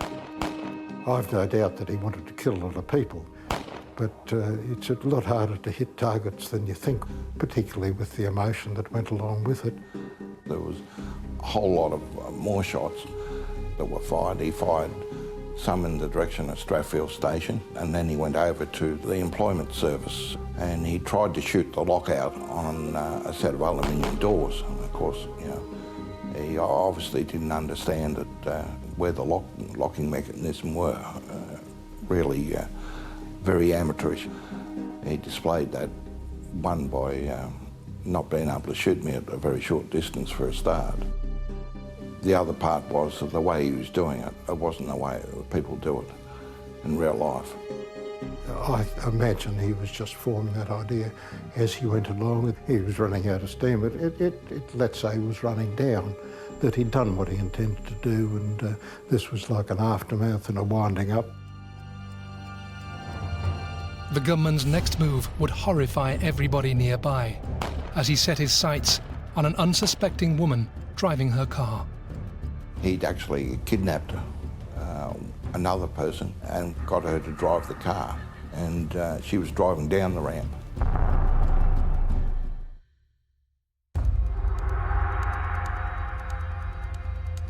Strathfield Plaza had become a scene of carnage and devastation. In just 10 minutes, a lone man with a knife and a semi-automatic gun had indiscriminately attacked shoppers, killing 7 and injuring dozens more. From the rooftop car park, he fired at people below before his actions took a dramatic twist when he took a woman hostage. As I was coming down towards the car, I noticed another vehicle on its way down. The man was in the car with me and with the gun 10 centimetres from my face. And then he said, "Stop." And I stopped and I thought, this is it. And then all of a sudden he made this very heartfelt apology and said, "I'm really sorry." Yes, I don't understand the apology. I've seen many criminals apologise and say they were sorry. Mostly they were sorry they were caught. And I think what Wade was feeling was a bit of a rush of emotion at what he'd done. I don't think there was much guilt, because I don't think these people feel much guilt.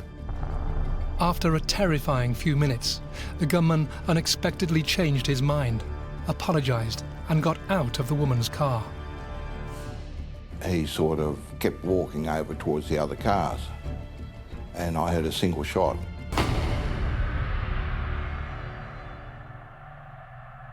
Of course, he had to disappear off the stage in the right manner, rather than be caught and locked up and tried and so on. As emergency services scrambled to help the injured, police steeled themselves to understand the enormity and scale of the gunman's actions. In just 15 minutes, 8 people were dead, 6 people lay wounded, and dozens more were traumatised and in shock. Survivors of the Strathfield Massacre came to realise how fortunate they had been. He shot me through the heel, and going through the heel, I was just lucky that he hadn't picked another type of shell to use, and it could have been a lot worse. If it's possible to mobilise the ambulance chaplain and possibly also the police chaplain. It was all done within such a short space of time. I think the first police were there just before he shot himself. The ambulances were all at the entrance to the plaza in the boulevard, whereas we got out the corner door. So we didn't see any of that. We only saw one person. Our little Rachel said, "Oh, I have never seen a dead person before." And I thought, gee, I need to get her home and away. We had no idea how many people had been hurt or what had happened, except we saw this man. That's all we knew. And we came up to here, our home, and we brought Rachel up here and rang her parents to tell them that she was safe, and they came over and picked it up. We just wanted to get home. I said, "Now I feel safe." Then I think we just sat down and had a cup of tea, didn't we? I think we started to feel perhaps then how bad it had been and how lucky we were to still be here.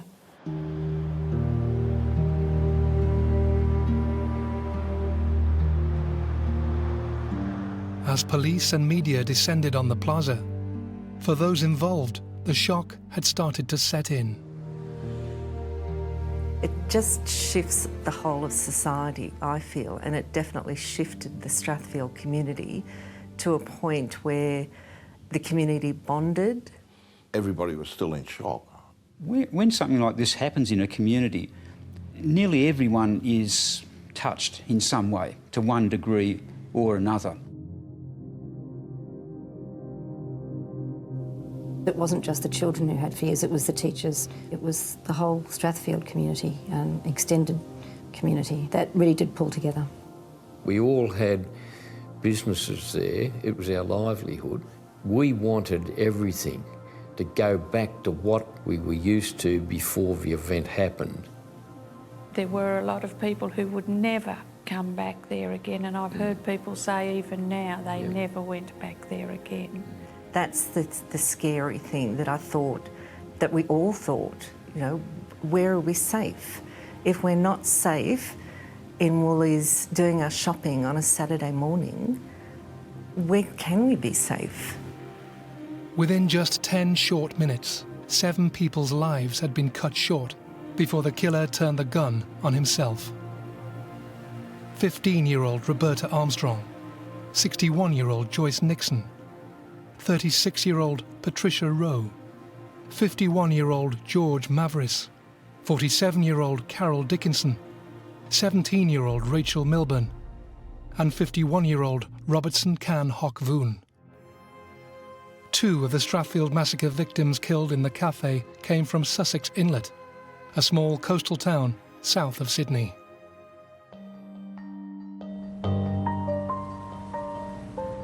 The violent massacre at Strathfield was as devastating as it was difficult to understand. Never before had Sydney witnessed such a sadistic crime, and people justifiably wanted answers. Why would a man with no police record, no history of violence, no obvious motive, commit such a savage and ruthless attack?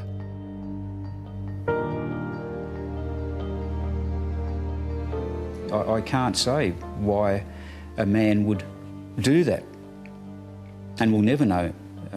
We might try and guess and maybe probe the guy's history.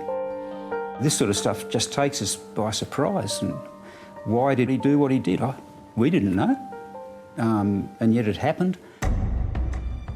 Sydney resident and eminent forensic psychiatrist Dr. Rod Milton was called to participate in the inquiry into the mass murder after the gunman took his own life. Dr. Milton built a profile of the deceased gunman and helped to identify any motivating factors to this senseless massacre. There'd been a lot of shooting and quite a few deaths, and my job was to investigate the perpetrator and form an opinion as to what motivated him to do it and what influences were relevant. It was an awful tragedy with the bodies lying there. It was just an awful scene. The gunman was identified as 33-year-old Wade Frankham, a part-time taxi driver who lived in North Strathfield, just 3 kilometres away. Previously unknown to the police, with no distinguishing qualities or personality traits, it seemed Wade had achieved very little in his life. With nothing outstanding in his background, the authorities struggled to determine a motive for his rampage. The scene itself was not that important as it happened. What was really important was the people I interviewed about Wade Frankham. The officer that was assigned to me took me about, and I saw Wade Frankham's relatives. I even saw the prostitutes that he used to frequent because they were very kind. They volunteered to come and be interviewed. I saw lots of his friends, employers, doctors. It was possible to get a very wide spectrum of people that had had a lot to do with Wade and to form what seemed to me quite a comprehensive picture of what this chap was like. Psychiatrists have revealed the 33-year-old part-time taxi driver was being treated for depression, but they have few other clues to his personality. The main thing about Wade was, like many of these people, he was a failure. Wade thought he was a lot better than he was and thought he could do a lot better, and of course when he didn't, he got cranky. And I think it was that caused him to do the killings. His sister said that he never really showed much feeling to him. He'd get upset about something, but he'd hold it in. Gaynor Frankham told the inquest she and her brother had a strict upbringing. During their school years, their parents would lock them in their rooms to study. Even when you did achieve, if you got 99%, they'd say, "What happened to the 1%? He was a bit dyslexic and he didn't get on terribly well at the private school that he went to, and certainly the dyslexia was an important element. If that had been corrected, perhaps he wouldn't have been so bad.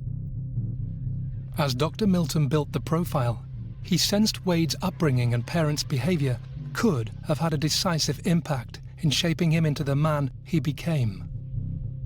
Wade had a background of success, but the parents, I think, affected him in two ways. One was their distance from him and his mother's unpredictability in emotion and love and that kind of thing.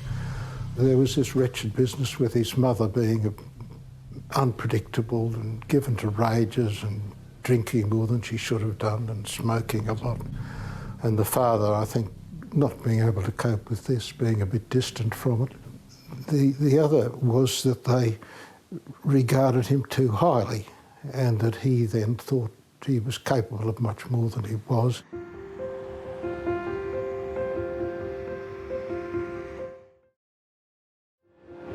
Wade Frankham's mother was an alcoholic who had suffered a severe chronic mood disorder. In April 1990, just 16 months before the massacre, she committed suicide, leaving Wade devastated. Wade inherited $30,000 after his mother's death, buying a stereo and a video, and spending the rest on the services of prostitutes. I think Wade felt bad about himself generally, and I think he had some doubts about his sexuality, but he was capable of some normal sexual responses. How much, we're not quite sure, because he had the prostitutes do things to him that suggested homosexuality, but the fact that he had girls do it suggested that he needed to be associated with women rather than men. Looking back over his behaviour, Wade Frankham took steps towards preparations for the ensuing carnage. Having purchased a semi-automatic rifle, he had his knife sharpened in July, while his hair was cut exceptionally short the day before the massacre in August 1991. I suspect that buying the gun meant he had thoughts about using it, and then he bought 100 rounds of ammo, and certainly he formed his ideas clearly by the time he got the knife sharpened and wanted a better edge on it and that kind of thing. But then as he ran out of money and ran out of a supply of girls that he could pay, I think he felt desperate because sex was a good outlet for him, and perhaps an only outlet, and I think it was sort of building up to a climax.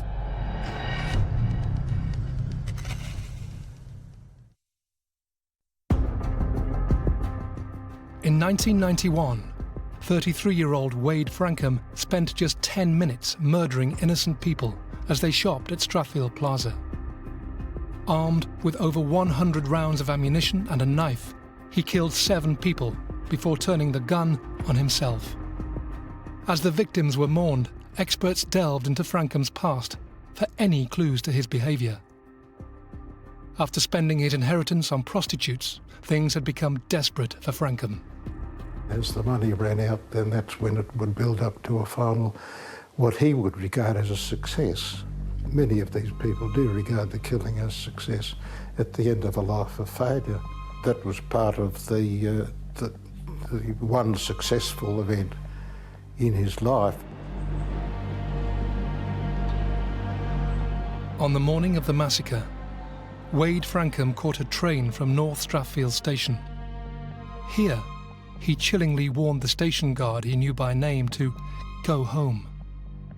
Arriving at Strathfield Plaza at 1 p.m, Wade sat for hours inside the cafe, contemplating his next move, and then, without warning, launched into a shocking attack. Wade Frankham stabbed 15-year-old Roberta Armstrong before reaching for the gun and shooting Joyce Nixon and daughter Patricia Rowe, cafe owner George Maveris and Carol Dickinson, and her 17-year-old niece, Rachel Milburn. Wade then headed out into the plaza, firing at those who fled. 51-year-old Robertson Can Hock Voon was killed outside the news agency, with dozens injured from bullet wounds. The entire massacre took less than 15 minutes.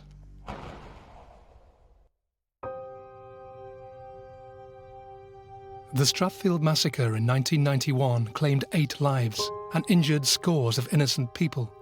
Amidst calls for urgent gun law reform, the heroic deeds of one man were recognised. Greg Reed's incredible bravery at the shopping plaza that day helped save over 10 lives. A year later, he was rewarded with the Star of Courage.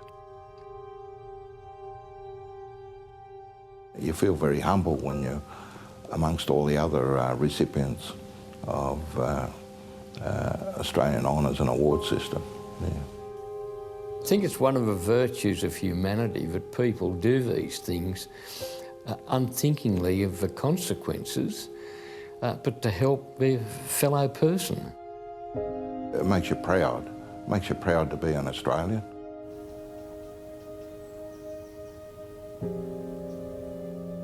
The Strathfield Massacre sparked debate about the sale and ownership of guns that would culminate in the banning of semi-automatic weapons just 5 years later, a legislation enforced by Prime Minister John Howard after the 1996 Port Arthur tragedy. Greg Reed's Star of Courage was well deserved and a proud and dignified moment of celebration in an otherwise horrific memory. As families prepared to bury and remember their loved ones, the small community of Sussex Inlet on the New South Wales coast gathered to say farewell to 2 of the victims in a public show of love and support. In 1991, I was the Assistant Minister in the parish of Milton Ulladulla with Sussex Inlet.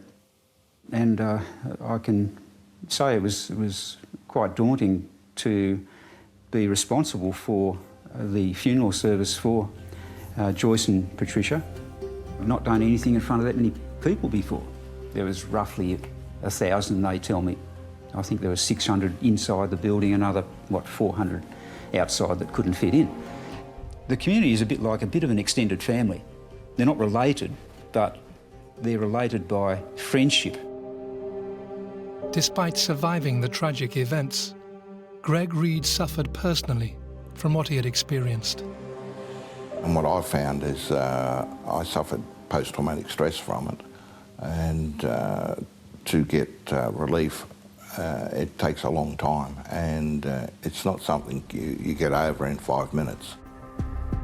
Working and talking to these people and living with the people that survived, meeting people like Greg, you realise that this story is such a big part of their life. The incident is still very live in your mind, and you still remember it frequently. For anyone involved in a public tragedy, commemorating the memory highlights the significance of those who sadly lost their lives and the strength of those who survived. A public acknowledgement of the event and educational scholarships in memory of the victims helps to remember a tragic time with dignity and sensitivity. We've consulted the community about, particularly the victims' families, etc., about how they want to commemorate, how they want to move forward, and that's how we came up with the annual ceremony. Every year for the last 25 years I've been going there and having a memorial service at 11 o'clock.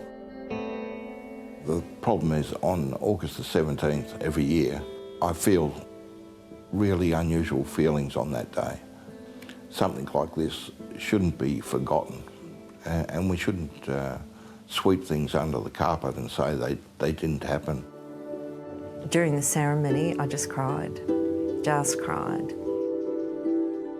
Any loss of life is tragic, particularly one on the threshold of all it has to offer.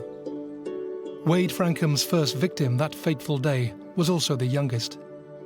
15-year-old Roberta Armstrong, affectionately known as Bowie to her family and friends, was a talented and much-loved student at the MacDonald College in North Strathfield. the college decided to establish a scholarship in her loving memory. The Roberta Armstrong Scholarship is probably valued at around about $25,000, so it's a very valuable scholarship and certainly supports a family and that student throughout the coming year. That to us is how the name lives on. And we award the scholarship at speech night at the end of every year, and up until quite recently, Bowie's father or her mother would come and award the scholarship on that night.